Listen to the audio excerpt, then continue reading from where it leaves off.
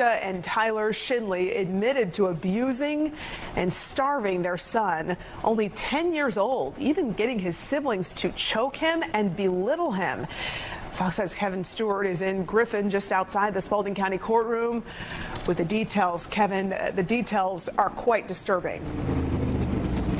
Yeah, incredibly disturbing. You know, after only one day of testimony, the parents decided they had had enough, pleading guilty to multiple charges, including cruelty to children. Now they're going to spend decades in prison. Krista and Tyler Schindley stood before the court asking for grace. I'd like to apologize to all of our children. Just want to be a parent, love kids, and things happen. Spalding County Superior Court Judge Ben Coker made it clear the Schindleys would get none, sentencing them to 40 years in prison and 20 years probation. I'm bound by the Constitution. You better be glad that I am, or otherwise I would impose a sentence much like the one you imposed.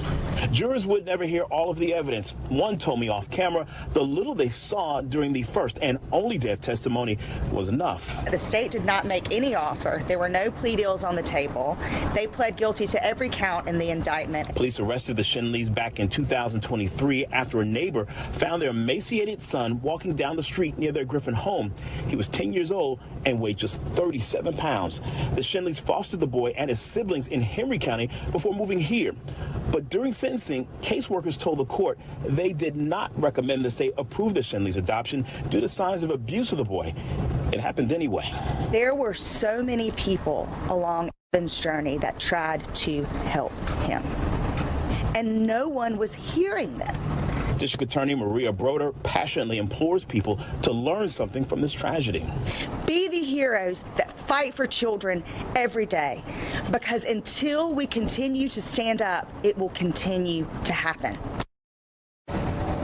Fortunately, prosecutors can tell us that that young man who survived this attack, he's doing much better these days. Besides food, what were those concerns that you had for Evan and his relationship with his, at the time, foster parents, Krista and Tyler Schindley? So on one occasion we had a meeting, IEP meeting, and during that meeting, it was a lot was going on, and during that meeting, Ms. Schindley expressed that Evan was being forced on her.